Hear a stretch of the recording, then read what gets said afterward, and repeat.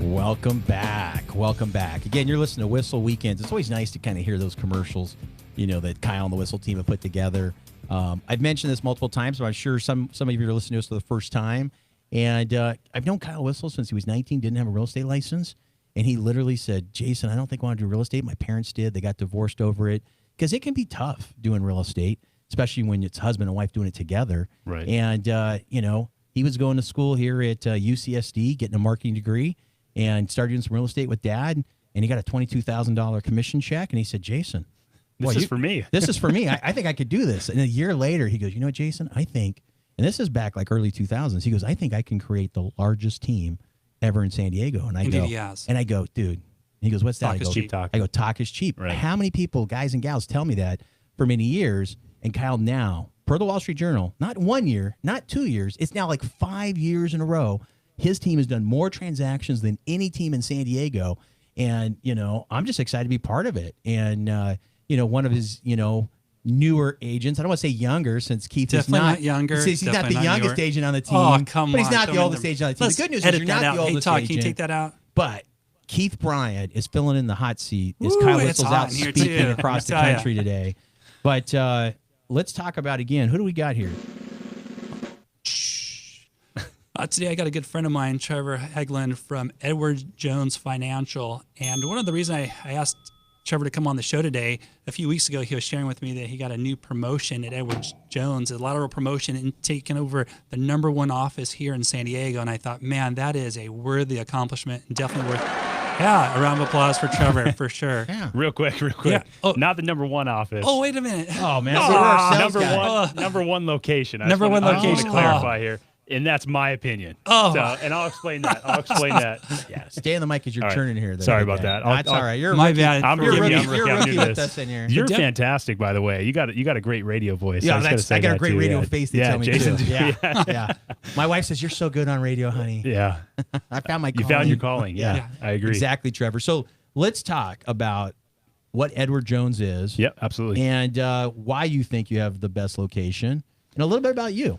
Yeah, thank you. Well, I appreciate the opportunity to be on the show, first and foremost. Like Keith said before, my name is Trevor Heglund. I'm a financial advisor with Edward Jones.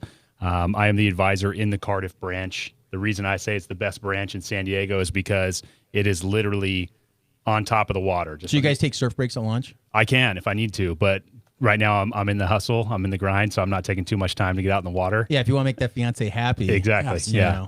I got to be on the phones rather than on the board now. Yeah, you got to be booking appointments, taking care of clients. Absolutely. So what are some of the things that you guys do and that you can talk about on the radio? We know a lot of the big financial places, you have to be very careful. We can't give advice. But what is it that Edward Jones does? Yeah, so the reason I picked Edward Jones when I was transitioning into this career is really because they're a full-service financial firm, just like most of the big players on Wall Street, but we are a partnership. So we don't have any publicly traded stock. We're not looking to hit any objectives for the next quarter or this quarter.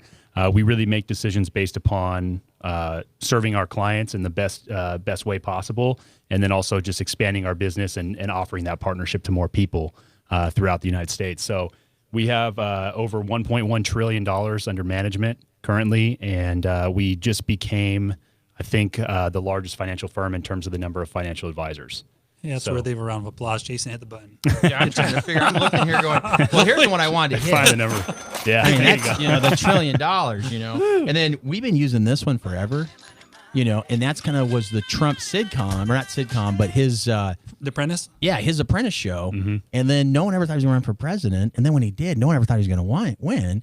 And then he did. And then no one thought he would, tweet all the things that you would never think a president would tweet, and he does. Yeah. And... Yet we lived through Obama, and we lived through Clinton, and that was probably a little more difficult. And I'm saying depends what side of the fence you sit on. Well, Obama didn't do the things that Clinton did, right? That that maybe people would argue. I mean, the whole Lewinsky thing, that whole scandal. Mm-hmm. Oh, I didn't have sex. I believed him as a Christian conservative. He looked right in the camera and said, "I did not have sex." That's a right-wing conspiracy. I'm like, wow, it probably is. Wow, I really believe this guy, right? I really did. And then we find out later there's a stain on some dress that she kept, and if she wouldn't have kept that dress, with the picture of Winston Churchill in the background smoking a cigar. Yeah, it's it was crazy. But we've just seen very unique people. So people always kind of ask me, where do you think the market's going? And I know you can't give advice, Right. You know, like we talk about the real estate, and we'll talk about that coming up next. But just people go, well, hey, do you think this will happen? That'll happen. I go, listen, you know what? I've been doing this a long time, and you know, when the first president I was able to even vote for was Bush. People thought Bush had a chance, and he got elected. But after that, no one thought Clinton, Right. the governor from the poorest state of Arkansas, was going to win presidency, and let alone serve 2 terms, followed by George Bush Jr. Yeah. No one thought he was going to get elected when he first ran, you know, and so that was kind of crazy. He did 2 terms. He did 2 terms, and then no one thought Obama would run when he first, and he got elected and ran 2 terms. Yes. And so those 3 presidents, no one ever thought there was a chance. They all won multiple terms. Now we've got Trump that no one ever thought was going to win, and now there's so many people coming out on the left for the Democrats running. So it's like I tell people, whether you're on the left or right, you could look at that and go, it's hard to predict the future. Right. Right, Trev? I mean, so being a financial advisor, Keith Bryan being a real estate professional, Whissel team, we can't guarantee. We can just look at returns over the history. Absolutely. Right? And we know it's a smart investment to invest in real estate as well as invest in other assets. So what are other assets that people tend to at least invest in? Yeah, that's a good question. So typically when I'm working with my clients, we're focused more on the retirement planning. And a lot of what we're doing is not trying to predict what the market is going to do in the next year or 5 years.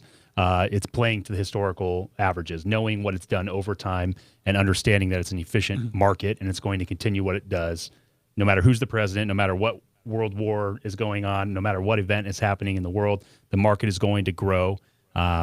It's basically the pulse of the economy. Right. So as long as we have more people that are being born that need to buy more cars and more food and more clothing, you can estimate that the economy is going to grow over time. Well, what about this Green Deal? I could throw in a question here, man. I know I get. I mean, this Green Deal, they don't want to have any combustion, you know, all this stuff. And then some of my friends on the left, we want free everything. Right. Want a free phone, a free house, free Medicare, But who's paying free for it all? college. Well, Right. apparently nobody, because I've asked this question it's to some of my free. friends. They go, the government. I go, you Where do guys they know? get the money Do from? you know who funds the government? They're like, oh, they'll figure it out. They're much smarter than us. And I go, you really believe that? Because the people, the government is the people, and got elected by the people. They're just like us. There's no like brainiac. Sure. You know, even the smartest. I mean, Bezos, right? The richest man, maybe not the smartest man, but the richest man in the world, Right. gets caught sending a picture of his what on the phone. Are you kidding me? Anything's possible. These guys aren't the smartest people in the world, left or right, you Right. know. But, you know, it would be interesting to see what happens in the market if some of that stuff that they're talking about actually came out. And I know it's hard for you to answer anything, Trev, on that stuff, but I just wanted to throw that out there that Yeah. it would be interesting. Like, you know, think about that as you're out there voting, as you're talking with friends. Just be like, how would we pay for that? Like, how would that work out? Have you really thought about that? Have anybody really gone deep? Because it would be great for us not to have to work and all of us just, you know, live. But that's never happened ever in the history of the world. Right. So why would we think it's going to be okay now?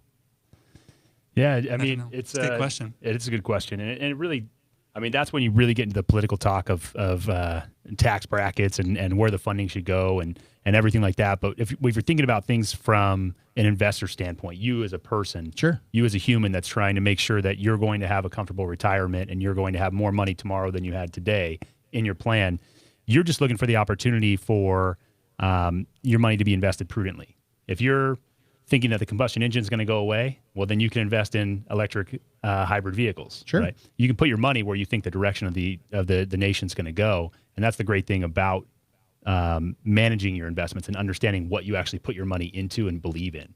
And everybody has their own opinion. Absolutely, you just reflected that in that statement. So it's not my job to influence anybody's opinion in any one way. It's just to understand what they're trying to achieve. And then plan for that. And then plan for that, correct. Yeah, and having, you know, multiple different assets are huge, and planning for retirement, you know, I mean, I'm Generation X, and they told my generation, you know, I was 18 years old. They said, don't count on Social Security being there. Right. You know, and now they're like, okay, you'll be okay. Now it's, you know, the millennials that we're worried about paying Social Security for, right?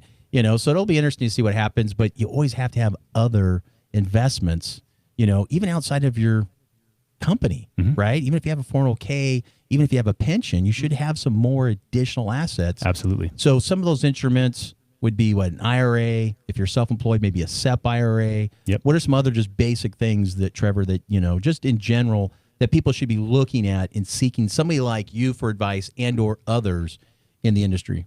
Yeah, it's a good question. It's really dependent upon the individual. So in a lot of scenarios, if you just want to cover every aspect of your life and you want to give a blanket statement for an ideal client or somebody planning for retirement, they're going to have their retirement accounts, whether that be a 401k, a SEP IRA, a traditional IRA, a Roth IRA. All that's based upon their income. It's based upon how much they need in savings. And then lastly, you're going to start moving outside of that retirement bucket. And you're going to start looking at, okay, do they have a trust established? Do they have a relationship with an estate planning attorney? Do we need to invest outside of that retirement account? What does their real estate holdings look like? All these factors play into somebody's, financial picture, and you can't really look at one interdependent of any other. It really is a comprehensive view to understand what you're going to need and how it's going to build out the lifestyle you want for yourself. Right. The one thing that my grandmother told me at 18, it's never too early to start planning for your financial retirement. Absolutely. It's never too early. Absolutely. And she said the earlier Sooner the start, better. the less you have to save. And the more money time builds up over time, and the Rule 72, and all the fun stuff like that. It's like she absolutely told me that was the best thing. And I've listened pretty good, but I still wish I'd have saved, more money. So don't be that person. Don't wait. If you're listening, reach out to a great person, somebody like Trevor here. And you can reach us on the text line at 619-663-7355. You can call us, text us 619-663-7355. We put you in touch with an amazing financial advisor, somebody like Trevor over at Edward Jones. And I know you have a list of questions right before we go to break there, Keith. I'm sorry I took up some of the time. I just kind of jump in as a financial guy myself. That's all right. We can address some of these questions later. But in conclusion here, Trevor, what is the ideal time for you to sit down with someone to talk about financial planning? Is it when they're out of high school, college, when they're 50 like myself? Is there an ideal time? What are your thoughts about that? Yeah, the ideal time was yesterday, in my opinion. And the next best time is today. The next best time is today. It's just like the old, I don't even know what type of saying this is, but somebody is sitting in the shade today because somebody planted a seed 20 years ago. Right? It's an old Warren Buffett quote, and it stems to that same topic where you want to sit down, you want to talk about these, even if you can't deliver on them yet, or take a step in that direction. At least having the conversation. Okay. Yep. All right. Yeah. All right. So coming up, we're going to talk some more information on our Whissel weekend. I think he's got a couple things I'm looking at. I'm going, hey, what do we got set up? This is our last segment on the radio. Then we do the podcast. So again, you're listening to The Answer, AM 1170, also FM 96.1. This is Whissel Weekends. We'll be right back.